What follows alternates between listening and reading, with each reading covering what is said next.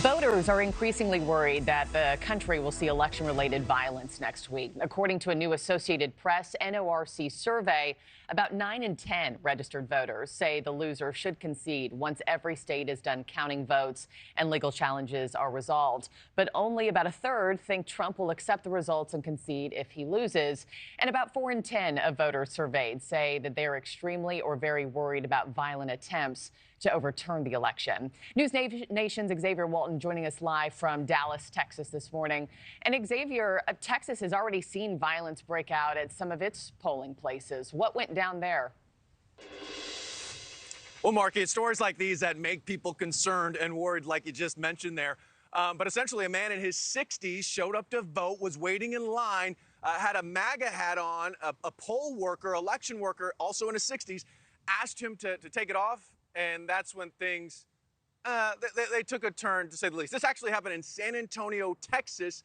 And the man, Jesse Lutzenberger, here he is here. I just kind of played out what happened.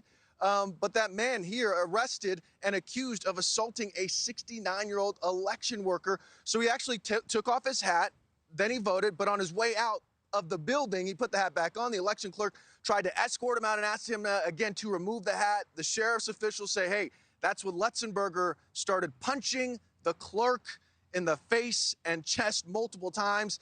But it's that safety of these polling places around the country that really is top of mind, as you mentioned. Check out this video from Wilkes-Barre, Pennsylvania, where workers actually put up a bulletproof protective covering on the inside of the window. People can see outside the building, but they cannot see inside. They say the move was taken after recommendations made to the county by federal security experts. Luzerne County, which is where Wilkes-Barre is, implemented several unusual safety measures like this one, also including low barriers, using large rocks to really cover the outside of one of their county buildings there. That gives you a sense of just how safety really is top of mind when it comes to this election. Yeah, really sad and really scary to see. And yeah, Xavier, if I'm racking my brain correctly, I think that county has faced multiple threats over the previous years as well.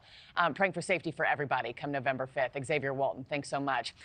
Thanks for watching, everybody. Go to joinnn.com to find News Nation on your television provider. Also, don't forget to click that red subscribe button below to get more of News Nation's fact-driven, unbiased coverage.